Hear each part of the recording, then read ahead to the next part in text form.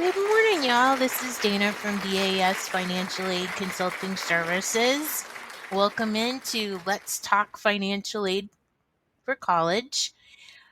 Today, I would like to discuss it being August 1st. And August 1st was the deadline for interest to be stayed on student loans. And as of today, the interest is starting to accrue on those who signed up for the illegal save plan and did not change over or switch over to an income driven repayment plan as of today's deadline. So, today I'm going to go through the changes that are occurring with the federal student loan program. Provisions effective upon the enactment under the One Big Beautiful Bill Act, or as President Trump refers to, the Great Big Beautiful Bill Act, and also go over what repayment options you do have on the fixed payment repayment plans. So before we get into that, I just wanted to welcome in those of you that may be new to the show. My name is Dana Anderson Sharples. I am the host and creator of Let's Talk Financial Aid for College. I began the podcast back in 2019, and the reason for that is because for the past almost 19 years, I've worked in federal student aid. I've seen a lot of changes through the years that I've been working, and these changes are always implemented with each administration change. So what I mean by that is that when we have federal elections, which we just did in 2024, and we have a new administration that took office as of January 20th of 2025, the new administration will come in, as we all know, and we will have changes made to each of the departments. Namely, the U.S. Department of Education is where federal student aid falls under, and I understand there's been a lot of chatter about the dismantling of the United States Department of Education, and the Supreme Court ruled that this could happen, and there are folks on both sides that there are some that are saying that this is the worst thing that could ever happen, and there's those that are cheering it on and saying it's time that it went back to the states and the local communities, townships, their government, to take care of schooling our children. So it doesn't matter what side of the fence you're on. These are the rules that are at play now, and if you are a student loan debt holder, you need to start paying back your student loans if you haven't been paying them back. For those that you have been paying them back, I understand where you are. I was there too.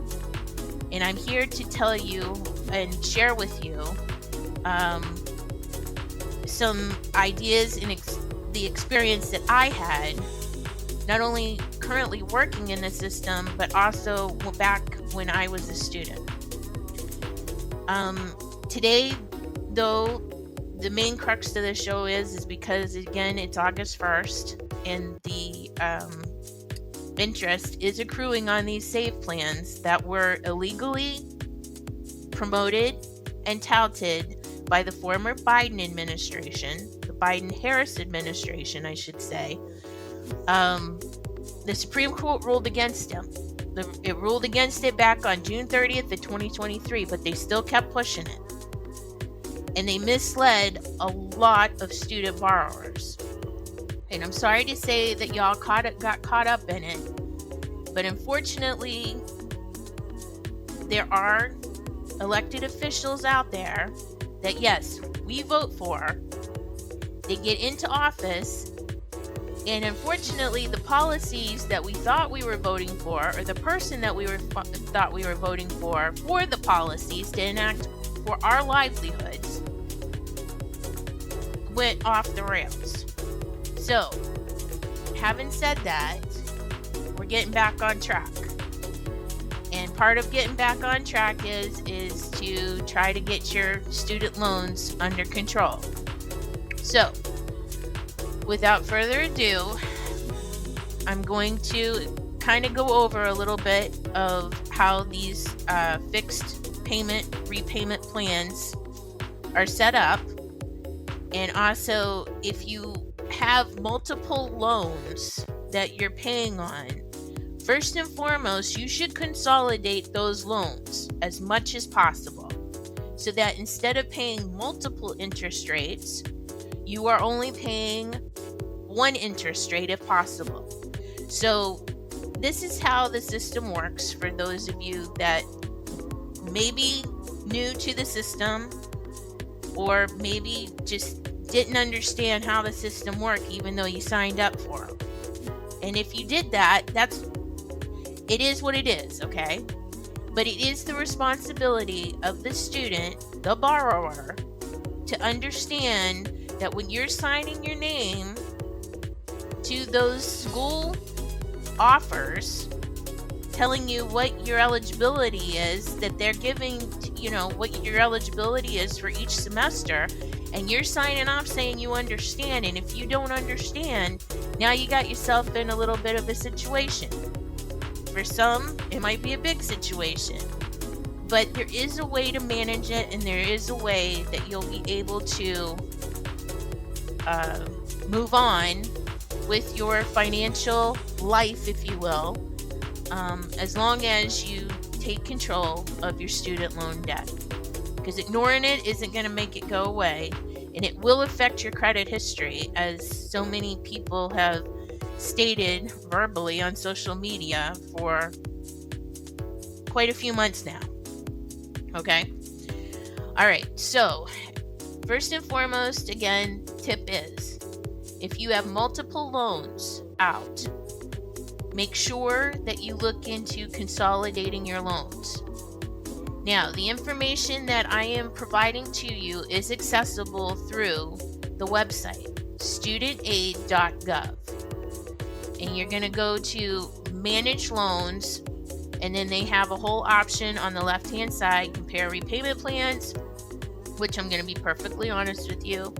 I clicked on it prior to starting the podcast this morning because that's where the announcement from the Secretary McMahon was this morning to direct people.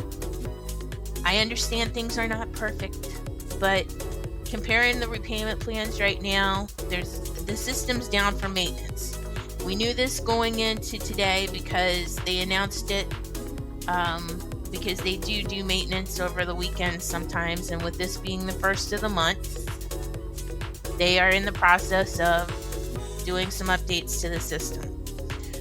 Believe me, again, I work in this sector, I work with this system, and this system needs as much updating as possible right now, because I'm just being totally honest with you, the former administration, they didn't do a heck of a lot. They touted a lot of student loan forgiveness and promoted a student loan forgiveness plan that was illegal, but other than that, they didn't do a whole heck of a lot that they needed to do to maintain the actual system that we work with, which includes the FAFSA and also where we originate loans and the aid for all of the students across the United States to prepare for the incoming new students. So the system's updating right now. So when you go to compare repayment plans, that section is not up and running. That's part of what they're working on, and it should be up and running, I believe, on Monday the 4th. So Monday the 4th, they will have everything back up and running. Okay, so for the time being, though, I would direct you to consolidating your loans again if you have quite a few loans out there. Because every time you sign an award offer or award letter from your school, and if you're going to a 4-year school or a school that's longer than 1 year, that offer is going to be composed of another set of loans. So for the first year of loans, typically you're going to get your award offer, and if you're Pell eligible, it's going to tell you how much Pell you're eligible for. It's also going to tell you if you've gotten any scholarships, institutional scholarships, and it also will provide you with the loan eligibility. Now, this is key for anybody that is looking at an award offer right now. Do not sign on the dotted line accepting loans if you don't want them. And at any time, if you do accept loans, you don't have to take them all. Okay? So I just want to put it out there that for students that are just going into school, that graduated from high school this past May or June, and now all of a sudden you're getting ready to go into school, and you're signing your award offer, and your award offer will say that you can receive $3,500 in a subsidized loan and $2,000 in an unsubsidized loan. Those are the loans for what we call a dependent student. Anyone that needs to have parental information on their FAFSA application is considered a dependent student. If for some reason you are able to qualify as an independent student, even if you do require parental information on your FAFSA application, typically you will qualify as an independent student for an increased unsub of $4,000 for a total of $6,000 in an unsub loan. And that's if your parent applies for a PLUS loan and gets denied. And there's a couple of other circumstances where you may end up at an age of 24 years of, if you're 24 years or older, you're going to be considered independent. That's just based on how the FAFSA is set up as far as your date of birth goes. Anyone that is 23 years, 22 years, and younger, you're going to be considered a dependent student unless there's certain circumstances where you can qualify as an independent student. And I can go over that on another show, but that's just how the system is set up to work. So again, if you are going in to accept your award offer at your financial aid office, and your financial aid advisor for the time that you are in that school is who you need to go to if you want to make any changes whatsoever to your aid. Okay? Now, if you max out your aid for the semester, then all they're going to do is have you come in and sometimes they'll come in and have you sign checks that used to come in check form, but I know that's not the case now. But there is some signature you do have to sign as an acknowledgement that you have received the actual money, and the disbursements on your account are coming in accurately to the feds. The other thing I need to just make everybody aware of is that there are origination fees with these loans. So meaning if you take out and accept the $3,500 in the sub loan, the subsidized loan payment, the first payment disbursement will not be $1,750. It's not going to be the exact half because there's an origination fee for every loan. That's just typical. It's typical not only for the federal government who is lending the money from the taxpayers that fund the education coffers, okay? But it's also something that occurs if you apply for a mortgage, if you apply for a car loan. There's always an origination fee. That's how they make their money. They're into making money. That's how lenders do it, okay? So I'm just letting you know that first payment out of the $3,500 will not be the flat $1,750. It works out to be $1,732. Okay? Yes, that's how much the origination fee is on that one disbursement. Okay? So, having said that, that's the same for the unsub loan. When it comes to the unsub loan, same thing applies. There's an origination fee. So for your unsub disbursement, your first disbursement is not going to be $1,000. It works out to be $990. So out of the $2,000 in unsub, your half would be $1,000, but it's really $990 because there is a $10 origination fee. The difference between subsidized loans and unsubsidized loans: subsidized loans, the interest accrues while you're in school and that gets put back into the balance. An unsubsidized loan, the interest accrues, but it does not get deferred unless you directly say that you want it deferred. My recommendation: do not defer it. It's a $20 bill payment per month.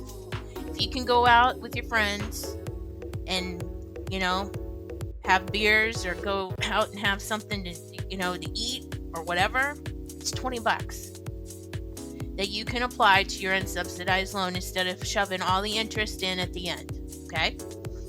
And again, this is just your first round of loans. On your second semester, you're going to have another set of loans. And it goes on and on and on until you graduate. Now, there are limits now, and that's what's new under the big, beautiful bill that was signed on July 4th last month. And so I am going to read to you the changes from the Dear Colleague letter that got published on July 18th outlining the new changes. So it says, Dear Colleague, on July 4th, 2025, President Trump signed the One Big Beautiful Bill Act into law. The OBBB contains numerous provisions that amend the Higher Education Act of 1965, known as HEA, and impact the administration of the Title IV HEA programs. Many of the changes under the OBBB will be implemented on July 1st, 2026. And over the subsequent years, however, several changes made by the One Big Beautiful Bill became effective upon enactment.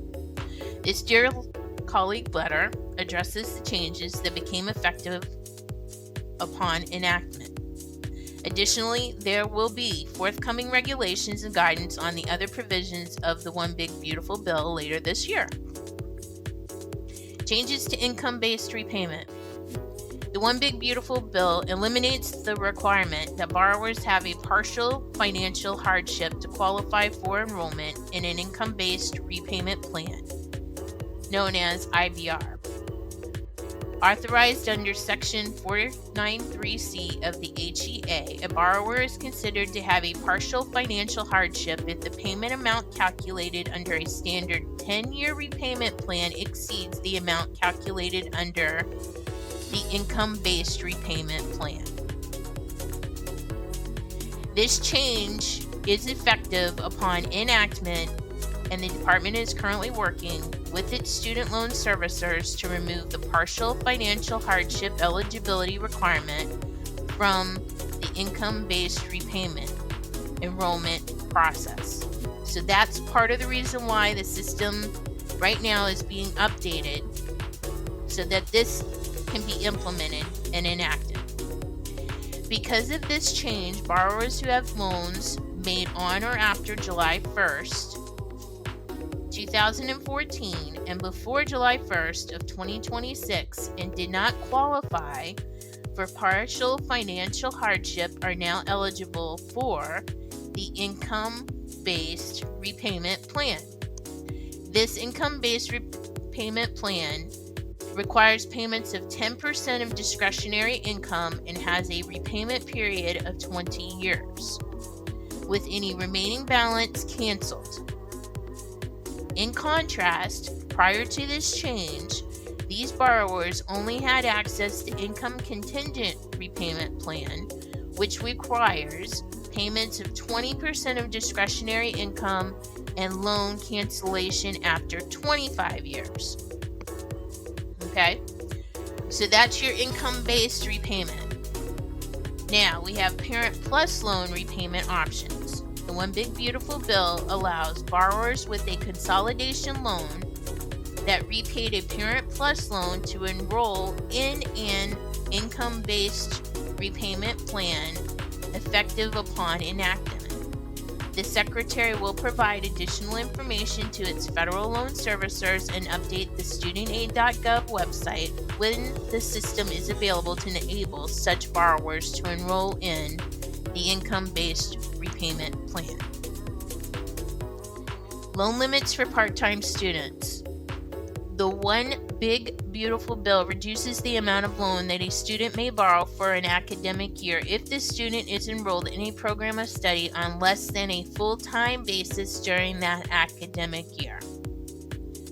This reduction in the annual loan limit will be made in direct proportion to the degree to which the student is not enrolled full-time, rounded to the nearest percentage point. The department is currently developing the schedule of reductions that is required by the One Big Beautiful Bill and will submit it for public comment later this year.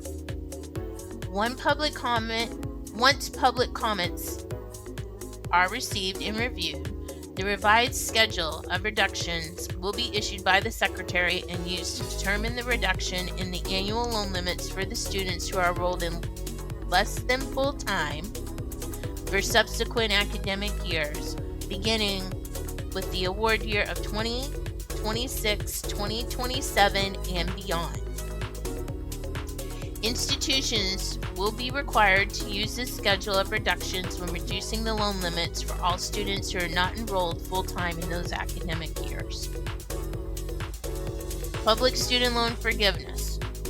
The One Big Beautiful Bill amends the Public Student Loan Forgiveness PSLF program to allow for payments made under the newly created Repayment Assistance Plan, RAP, to count toward loan forgiveness.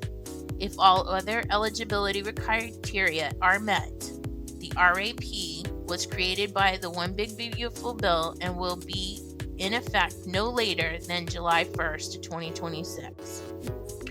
This PSLF provision is effective upon enactment, meaning that whenever the department launches the RAP program, borrowers will be able to immediately get credit for PSLF under RAP. We love our acronyms in this business. It drives me crazy, but yeah, they love their acronyms. Anyways, borrower defense to repayment regulations. The One Big Beautiful Bill delays implementation of the Biden administration's borrower defense to repayment regulations under 34 CFR Part 685, Subpart D. The previous Trump administration's borrower defense to repayment regulations that were effective beginning July 1st, 2020, will be effective as if the regulations were never amended during the Biden administration for loans originated before July 1st, 2035. The Biden administration's regulations were not enforced prior to enactment of the One Big Beautiful Bill because they are unlawful and were enjoined by a federal court. This provision is effective upon enactment, and the department will publish a Federal Register notice shortly that restores the regulations that were in effect July 1st of 2020. And lastly, the last item that was in this Dear Colleague letter to be addressed was the closed school loan discharge regulations. The One Big Beautiful Bill delays implementation of the Biden administration's closed school loan discharge regulations under 34 CFR 674.33, paren G, 682.402, paren D, 685.214. The closed school discharge regulations that were effective July 1st, 2020 will be effective as if the regulations were never amended. The regulations relating to those provisions will be effective for any loans prior to July 1st, 2035. So the provisions will be effective for any loans originated prior to July 1st, 2035. This provision is effective upon enactment, and the department plans to publish a Federal Register notice that restores the regulations that were in effect on July 1st, 2020. And then it just ends with, we appreciate your attention and cooperation in implementing these initial provisions of the law. We will publish additional information about the One Big Beautiful Bill in the weeks and months ahead. Sincerely, Jeffrey R. Andre, Deputy Assistant Secretary, Policy Planning and Innovation. So there in a nutshell is what we have received so far with regards to the changes from the One Big Beautiful Bill that was signed into law. As far as, again, the repayment, I would direct you, as I did stated earlier, to the studentaid.gov website so that you can study up on these repayment plans if you are in that position that you need to do so. Now, consolidating your loans. If you have multiple federal loans, you can consolidate them into a single direct loan consolidation loan. This might simplify repayment if you are currently making separate loan payments to different loan holders or servicers, since you'll only have one monthly payment to make. Additionally, a direct consolidation loan could be eligible for more beneficial repayment plans than your current loans are eligible for. There might be trade-offs, however, so you'll want to learn about the advantages and possible disadvantages of loan consolidation before you consolidate. So, again, as I stated at the beginning of the podcast, consolidating is your first step if you have multiple loans to get them down to one rate. Okay? And you can do this. And I will tell you that I've reviewed over the years several loan consolidation notifications, because what happens is if you say you're reapplying to go to school, back to school, and you have current student loans out there that you are paying on, if you happen to be in a status of default on one of those loans or multiple loans, if you consolidate, that can fix your default status. But you will have to make an agreement with the servicer, and typically the agreement is that you have to be in good standing on your payments for at least 6 months. Now, if you're going back to school, there is such a thing of being able to defer the loans, but my advice to you, so that you don't get further into debt, is if you can at all manage to be paying a portion of your payment while you go back to school, that's the advice. You don't want to put these on stay to the point where you're never going to be able to pay them off. So, again, if you're going back to school, I highly recommend, if you are in loan repayment and you can manage to not only juggle going back to school, but you're working, then maintain your payments or contact your loan servicer and say, hey, I'm going back to school. Is there something we can do here? And see if there's something that they can do to help you with the, lowering the payment, or if you're reducing your work, instead of working full time, if you have the luxury of going down part time and you still need to pay on the loans, then maybe they can adjust that payment for you, again, based on your change of income status. Okay, so it's always best if you will just do due diligence and look into it. Single loan with one monthly bill. If you currently have federal student loans that are with different loan servicers, consolidation can be greatly simplify loan repayment, again, by giving you a single loan with just one monthly bill. Now, there are a couple of different disadvantages of consolidating, one of which would be a longer repayment period. It's kind of like when you refinance your home. Okay, if you do if you have a mortgage and you go to refi for a lower rate, sometimes you may get the lower rate, but if you get the lower rate, then you may also be extending your payment. time frame. So I'm just, advising you that could happen. Also, it could lead to more interest, because what happens is when you consolidate your loans, any outstanding interest on the loans you consolidate becomes part of the original principal balance on your consolidation loan. Thus, my advice to paying on the interest that's accruing, like on the unsub loans while you're going to school, versus letting them just accrue, because it does add up, right? So if you, what that means is the interest may accrue on a higher principal balance than if you had not consolidated. So you got to take in consideration, is the interest that I'm paying right now, if I go to consolidate it and it all goes into one, is it better for me to consolidate, or is it better for me just to keep paying what I'm paying on the multiple loans? Now, one of the things I discussed in my last podcast that I had published, I told the story of how I was able to pay off my loans. And what I did was, and again, interest is a killer. We all know that. You can't and I need to look it up again because things had changed. I knew back when I was paying on my student loans that you could deduct the interest from your taxes. I need to look that up.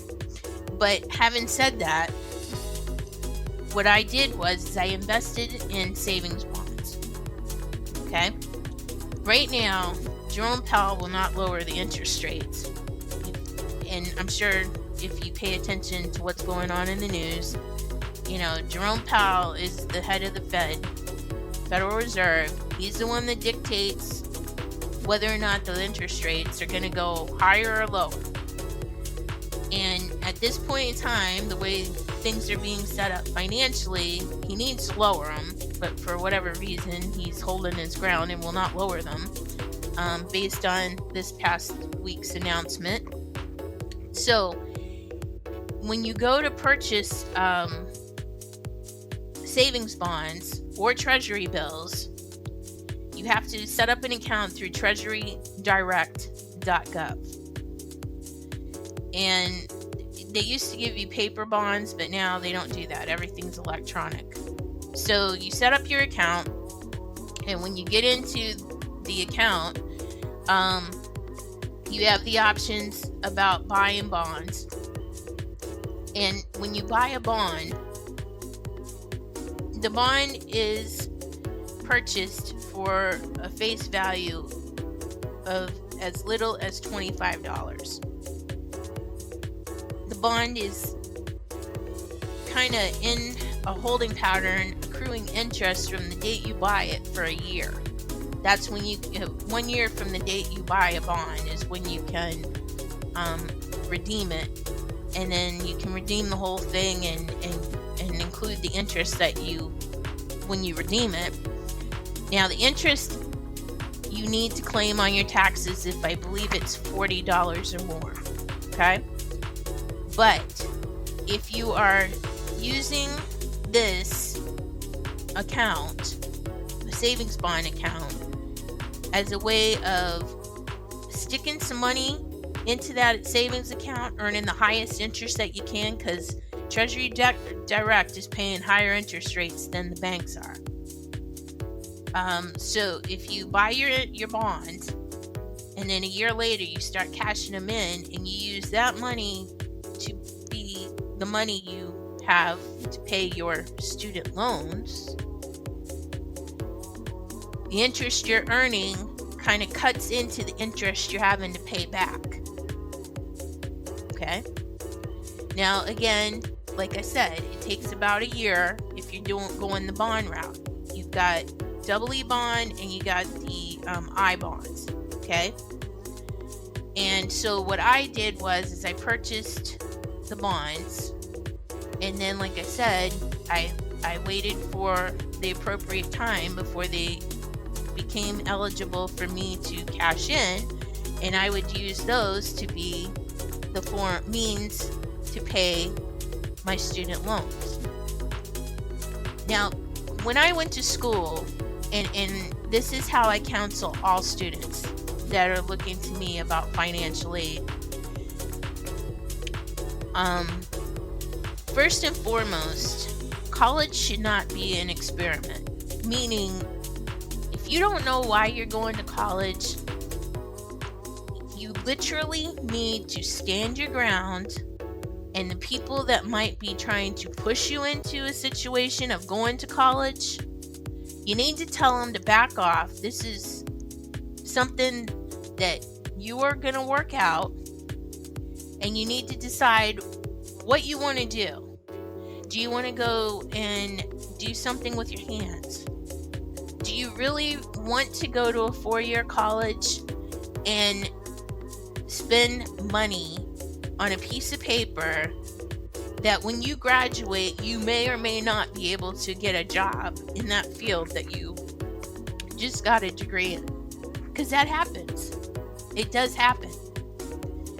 Now, the majority of the students that I work with, it's career and trade school oriented. So I'm working with students from anywhere from cosmetology, barbering, HVAC, automotive, electrician. Let's see, what else? I have a whole bunch of medical. So we have billing, medical billing. There is not so much massage therapy. There was a lot of massage therapy a few years ago, but that seems to have backed off a little bit. But most of the schools across the country that I service, tractor trailer school, tractor trailer driving, most of those schools that are being serviced, those are all the trade and the careers. So as soon as the students graduate, they literally are placed. That's part of career and trade school curriculum, and they have a placement set up. So the students actually get placed in with businesses that work with the colleges. Now, the one I can think of the most right now, off the top of my head, is a cosmetology school. And the cosmetology school, again, there are salons that surround in the area of the school. And so those salons work in conjunction with the school. And so when the students, graduate, they already know that they're going to be working and renting a chair at a particular salon. If you are an individual, for example, the automotive school I'm talking about, that actually is out in Las Vegas. And one of the cool things as part of the curriculum at that school is if you're an automotive student, you can go to the, I think it's the Las Vegas racetrack where NASCAR runs. They have all kinds of races, but I think that's where NASCAR runs. It's called the Las Vegas. And the students get to spend a day working on race cars. So if that's something that piques your interest, by all means, or if that's something you want to do, by all means, that's what you should be doing and spending your money on. Don't be spending $250,000 or whatever it's costing now for a 4-year school to get a piece of paper that you don't even know if you're going to like what you do. Because that's a heck of a lot of money to be spending on an experiment.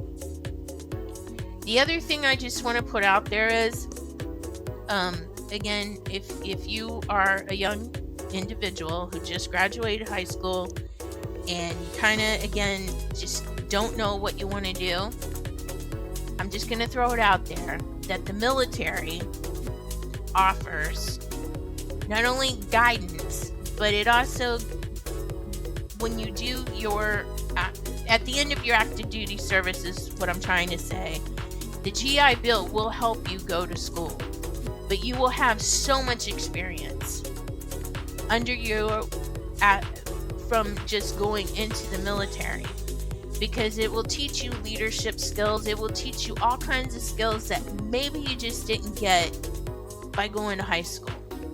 Okay?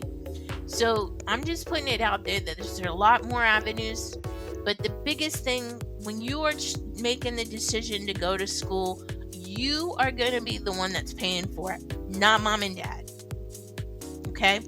Because part of the loans are for the student. Now, I do work on files where the student doesn't take out any loans and the parents take out the full amount in what we call a plus loan. But that's rare. It's a real rarity nowadays to have a parent be able to be financially set up to do that for their kid. I'm sorry, but that's just the way life is. You know, a lot of times when people, you know, when they go to have a baby and they have a discussion, sometimes the baby's already on the way before the discussion even happened about having a kid. It just happens to be part of life. That's the way life works sometimes. And so if you didn't have a situation as a student where your parents said, okay, we got this baby coming, the baby came, and now all of a sudden every month since the time that child was born, they contributed to a savings account, a college savings account, a 529, even if they put $50 a month in that account until the time you graduated from high school. There would still be a little bit of money for you to go to school, but it would not be enough to pay $250,000 for a 4-year school. Okay? And when I say this, I'm not saying it to be mean. I'm not saying it to be a dream killer. I'm just a realist. And I'm also trying to help you see through this podcast that, you know, college is a means to get to a better career if that's what you want to do. But it's an expensive way of doing it. And the other thing I want to just put out there is that whatever school you decide to go to, okay, the school that you're choosing is for an experience while you go to that school. And the experience can be really expensive as well.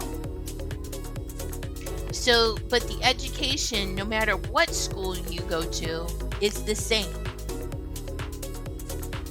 So meaning if you pick to go to a community college to study, say, math, because you didn't quite get it in high school, the math course that you're signing up for at a community college is going to be the same at an expensive 4-year college if you have to go that route. So it'd be cheaper for you to go to the community college to get that under your belt. And so, you know, those are the things you kind of need to be on the lookout for when you are making this decision, because this decision to go to college is going to follow you for the rest of your life. And you need to be aware of that. Because it's not just, you know, going, oh my gosh, I got into the school I really picked.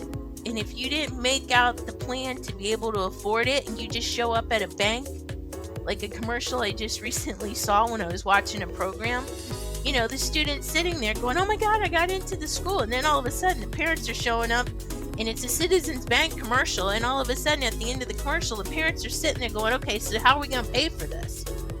You should have made that. You should have thought of that way back when that baby was in your arms. Because right now you're just setting yourself up for a world of hurt. And also, sometimes, again, life happens. You could apply to go to school, have every intention of finishing out that degree, and all of a sudden, boom, and you aren't able to go to school and finish, and you still are obligated to pay back the loans that you took out if you accepted them. So again, I'm just trying to give you some guidance here, and I'm always available if you have any questions. You can email me at danderson@dasfinancialaidconsultingservices.com, and I'll be more than happy to help you answer your questions, and if you'd like, I'm in the process of scheduling some Zooms, so do some know before you go Zooms with students. And even if you're in the situation where you've already signed up, it's not too late to go back to your financial aid advisor if you're having second thoughts and saying, okay, put everything on hold. And if you decide at that point in time you don't want to go, let them know.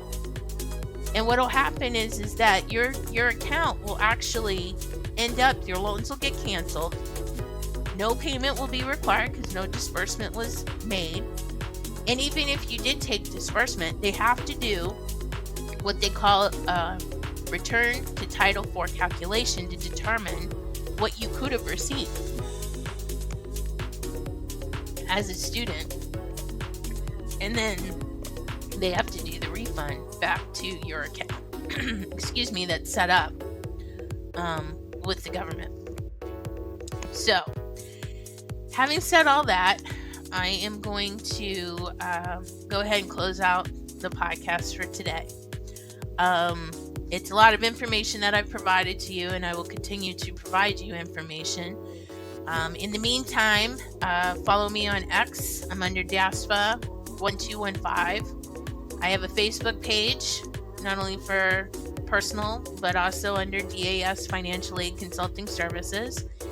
And I also have a LinkedIn account. I'm not as active on LinkedIn, to be quite honest with you. So more so, if you want to interact with me, I'm on, again, X. I'm on right now Facebook, and I do have an Instagram account, but that's kind of like not really active right at the moment. But I will be working on that activity as well. So thank you again for your support. I greatly appreciate it, and I'll be talking with you soon. Take care.